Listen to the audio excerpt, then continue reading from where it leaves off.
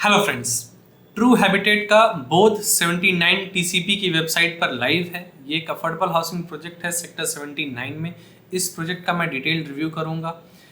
Being investor आपको इसमें apply करना चाहिए या नहीं करना चाहिए, इस पर आपको वर्डिक्ट दूंगा। मास्टर प्लान कैसा है, लोकेलिटी कैसी है, प्रोजेक्ट कैसा है, बिल्डर की प्रोफाइलिंग कैसी है, इस पर डिटेल में डिस्कशन करेंगे। मैं रियल इस्टेट के ऐसे ही एजुकेटिव वीडियोस और प्रोजेक्ट्स के अनबायस्ड रिव्यूज़ लाता रहता हूं, तो ऐसे वीडियोस को मिस ना करने के लिए अभी तक अगर आपने मेरा चैनल सब्सक्राइब नहीं किया है तो प्लीज़ इसे सब्सक्राइब करें। तो शुरू करते हैं रिव्यू। अगर बिल्डर के प्रोफाइलिंग की बात करें तो ट्रू हैबिटेट रिसेंटली रजिस्टर हुई थी कंपनी। इन्होंने एक भी अफोर्डेबल हाउसिंग प्रोजेक्ट या किसी भी तरीके का प्रोजेक्ट डिलीवर नहीं किया है, ना ही एज अ कॉन्ट्रैक्टर किसी प्रमोटर के लिए काम किया है। तो ये बिल्कुल फ्रेश बिल्डर है। जब ये प्रोजेक्ट लॉन्च हुआ था तकरीबन आज से 1 साल पहले 4000 रुपीज़ पर स्क्वायर फीट की रेट पर लॉन्च हुआ था।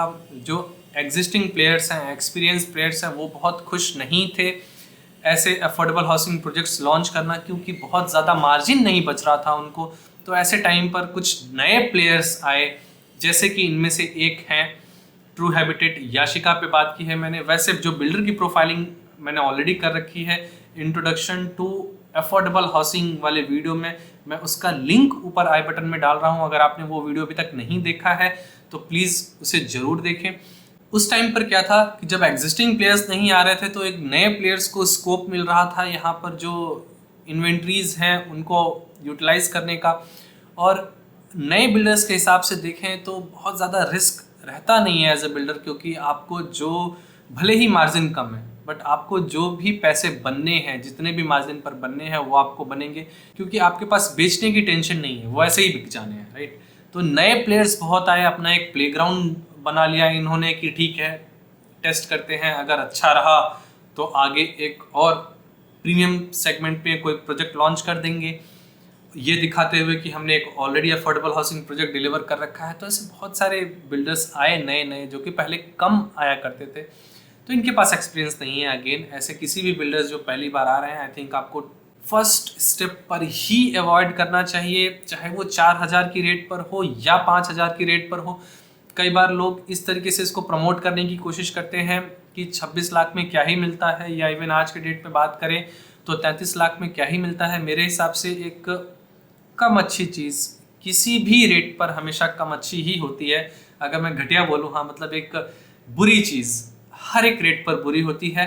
जब कोई चीज़ अच्छी है तब उसकी प्राइसिंग पर बात आता है कि क्या वो अंडर वैल्यूड है या ओवर वैल्यूड है, फिर हम उस पर बात करते हैं। तो ये रही बिल्डर की प्रोफाइलिंग। अब इसके मास्टर प्लान पर डिस्कशन कर लेते हैं। मास्टर प्लान की बात करूँ तो ये 4.3 एकर्स में तकरीबन 600 के आसपास की यूनिट्स हैं। रेजिडेंशियल में 2 कॉमर्शियल स्पेसेस हैं, जैसा कि ये प्रोजेक्ट 2 साइड से लगता है। एक साइड से 72 मीटर वाइड रोड है, दूसरी साइड से 24 मीटर वाइड रोड है। जो 72 मीटर वाइड रोड है वो सीधा दिल्ली जयपुर हाईवे को कनेक्ट करती है, बट जो इंटरनल रोड है 24 मीटर वाइड रोड वो सेक्टर रोड है। तो अगर देखें तो दोनों साइड ही ये प्रोजेक्ट की एंट्री और एग्जिट बनती है, which is very good in terms of locality, in terms of connectivity. अब अगर टावर के प्लेसमेंट की बात करें तो सीधे सीधे 6 टावर्स का क्लस्टर बना रखा है इन्होंने। ज़्यादा स्पेस था नहीं और इन्हें कॉमर्शियल को भी स्पेस देना था अच्छा खासा, तो उन्होंने दिया। बीच में एक अदर्स लैंड भी है जिसकी की एंट्री एंड एग्जिट जो सेक्टर रोड है सेकंड कॉमर्शियल, उससे एंट्री एंड एग्जिट होगी उसकी। और मास्टर प्लान की बात कर ही रहे हैं तो ओपन स्पेसेस की अगर बात कर लें तो जो ग्रीन एरिया है वो अदर लैंड के आसपास पड़ता है। जो हमारा कम्युनिटी स्पेस है वो भी उसी ग्रीन स्पेस के बगल में पड़ता है। तो जो टावर है उसके आसपास कोई ग्रीन स्पेस आपको नहीं मिलेगा। जो मिनिमल डिस्टेंस रखनी होती है 2 टावर्स के बीच में सिर्फ वही रखी गई है। सिर्फ एक ग्रीन एरिया छोटा सा दिया गया है जो कि सारे टावर्स से थोड़ा सा हट करके है, अदर्स लैंड के अपोजिट वाले साइड में है। तो अगर मैं ऐसे कहूँ कि यहाँ पर रिक्रिएशन स्पेसेस नहीं मिलेंगे, बच्चों के बैठने या बच्चे बूढ़ों को बैठने खेलने वाली चीज़ें नहीं मिलेंगी यहाँ पर, तो ये एक टिपिकल अफोर्डेबल हाउसिंग प्रोजेक्ट भी नहीं कह सकता मैं, क्योंकि बाकी के जो अफोर्डेबल हाउसिंग प्रोजेक्ट्स हैं उनमें एटलीस्ट आपको साइकिलिंग ट्रैक मिले या ना मिले, एक थोड़ा बहुत बैडमिंटन रैकेट वगैरह खेलने के लिए कुछ ना कुछ स्पेसेस मिल जाते हैं, बास्केटबॉल, हाफ बास्केटबॉल कोर्ट, कुछ बिल्डर मतलब रिक्रिएशनल स्पेसेस देने की कोशिश करता है। बट इस वाले केस में चूंकि लैंड साइज छोटा है, बीच में ऑदर्स लैंड है, राइट, 2 कॉमर्शियल स्पेसेस भी बेचते हैं जहाँ से कि बिल्डर के पास मोटा पैसा आने वाला है। तो जो ओपन स्पेसेस हैं उनके लिए कहीं ना कहीं बिल्डर ने उसकी प्रायोरिटी कम की और ओपन स्पेसेस नहीं दिया।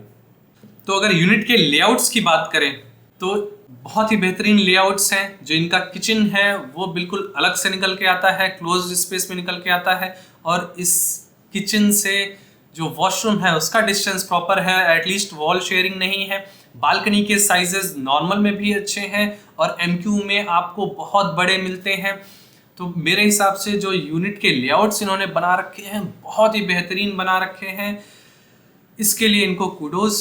अब अगर कॉमर्शियल की बात करें तो कॉमर्शियल, जैसा कि मैंने आपको बताया, ये प्रोजेक्ट 2 साइड से कनेक्टिविटी रखता है। जो 72 मीटर वाला रोड है उस साइड के commercial, ground floor front facing वाले जो कॉमर्शियल्स हैं उनको मैं रिकमेंड करूंगा। बट जो अगेन सेक्टर वाली साइड के जो कॉमर्शियल्स हैं वो थोड़ा सा अंदर आकर के बनते हैं, तो वो रिकमेंड नहीं करूंगा मैं। वो कहीं ना कहीं सिर्फ सोसाइटी के लिए ही टैकल करेंगे, बाकी जो आउटर वर्ल्ड है उनके लिए नहीं करेंगे। ये 72 मीटर वाला जो रोड है वहाँ पर कॉमर्शियल चल सकता है, क्योंकि ये ऑलरेडी एक चौड़ी रोड है। फर्दर आगे 79 को डेफ्ट में कनेक्ट करती है और ये NH8 को जाती है। तो हाँ, जनरली मैं अवॉइड करता हूँ अफोर्डेबल हाउसिंग में कॉमर्शियल्स वगैरह, but looking at this project commercial में रिस्क लिया जा सकता है। रेजिडेंशियल की अगर बात करूँ मैं, अगर वर्डिक्ट दूँ, पहले एमक्यू पर आ जाते हैं इससे पहले। अब रेजिडेंशियल में अगर एमक्यू की बात करूं तो बिल्डर ने कोशिश की है कि एक बड़ी बालकनी देने के लिए, मेरे हिसाब से उससे कोई बहुत ज़्यादा ओपननेस वाला फील नहीं आता।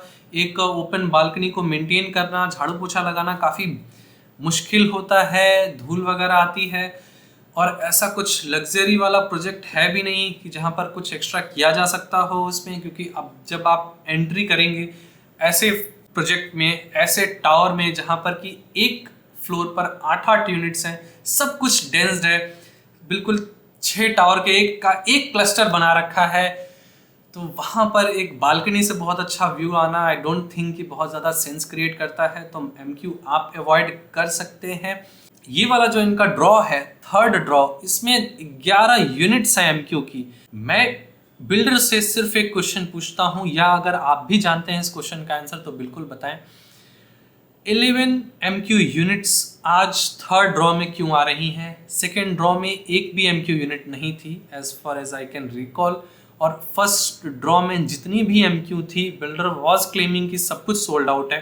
तो ये अगेन यहाँ पर कैसे आ गया इतने सारे एमक्यूज, 11 एमक्यू, जहाँ पर कि सिर्फ 25 हमारे जनरल कैटेगरी के यूनिट है, और आपने सेकेंड ड्रॉ में एक भी एमक्यू नहीं निकाला था। तो पहले बिल्डर्स ऐसा करते थे कि कुछ एमक्यू के यूनिट्स और कुछ जो जनरल कोटा वाली यूनिट्स हैं अपने ही एम्प्लॉयज़ या फ्रेंड्स के थ्रू अप्लाई करा देते थे और बाद में उसको कैंसिल करा करके एमक्यू वाले रास्ते में भेजते थे, कुछ बी पार्ट वगैरह ले करके।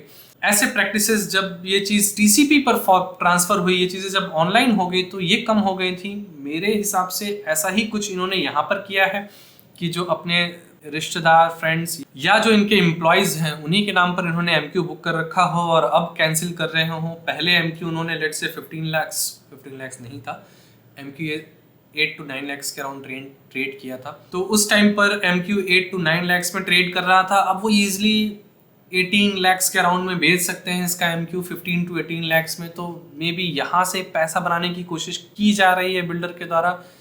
मुझे ये प्रैक्टिसेस अच्छी नहीं लगती। ठीक है, एमक्यू आपको दिया गया है अपने फ्रेंड्स, कलीग्स या जो आपके रिश्तेदार हैं या जो आपके पिछले प्रोजेक्ट के क्लाइंट्स हैं उनके रेफरल्स के लिए दिया गया है, और आप इसके थ्रू बिल्कुल बी पार्ट्स वगैरह के थ्रू आप एमक्यू एग्जीक्यूट करते हैं, वहाँ तक ठीक है।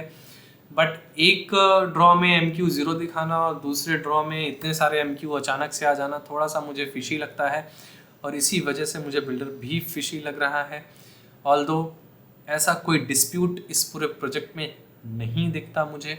बस जो मैंने कॉन्स पॉइंट बताए इसके कि काफ़ी डेंस्ड है, ओपन स्पेसेस नहीं हैं जो कि बाकी सारे प्रोजेक्ट्स में होते हैं। 6 टावर का एक क्लस्टर टाइप का बना रखा है, कॉमर्शियल वगैरह के लिए स्पेसेस देने के लिए। तो मेरे हिसाब से जो मेरा वर्डिक्ट रहेगा, आप इस प्रोजेक्ट को अवॉइड कर सकते हैं ऑल टुगेदर। अच्छे प्रोजेक्ट्स पाइपलाइंड हैं, ऐसा नहीं है कि ये कोई आखिरी प्रोजेक्ट है। मैं शुरू से बताता आया हूँ, जब बिल्कुल अफोर्डेबल हाउसिंग का सप्लाई ही नहीं था तब से बोलता आया हूँ कि अभी बहुत सारे प्रोजेक्ट्स लॉन्च होंगे। अब कब कौन सा वाला आएगा, क्या उनका मास्टर प्लान रहेगा, क्या फसाड रहेगा, इसकी जानकारी तब तक नहीं मिलेगी जब तक रेरा नहीं आ जाता, क्योंकि मैं ऐसे बिल्डर या किसी ब्रोकर पर बिलीव नहीं करता। जब चीज़ें रेरा पर सामने देखता हूँ कि हाँ बिल्डर ने खुद क्या कमिट कर रखा है रेरा को, उस पर ज़्यादा बिलीव करता हूँ। आई थिंक ये वीडियो आपको पसंद आया हो, आपकी डिसीजन मेकिंग में हेल्प करे, इस रिव्यू वीडियो को मैंने जस्टिफाई किया हो। अगर आपको ये वीडियो अच्छी लगी है तो प्लीज़ इसे एक लाइक दें, फ्रेंड्स फैमिली ग्रुप्स में इसे शेयर करें, अपने व्हाट्सएप स्टेटस पर लगाएं। जो आपके कलीग्स हैं, को इन्वेस्टर्स हैं, उनको भेजना ना भूलें। मैं रियल एस्टेट के ऐसे ही एजुकेटिव वीडियोस और प्रोजेक्ट्स के अनबायस्ड रिव्यूज़ लाता रहता हूँ। ऐसे वीडियोस को मिस ना करने के लिए अगर अभी तक आपने मेरा चैनल सब्सक्राइब नहीं किया है तो प्लीज़ इसे सब्सक्राइब करें। This was Hare Krishna, stay tune, bye bye.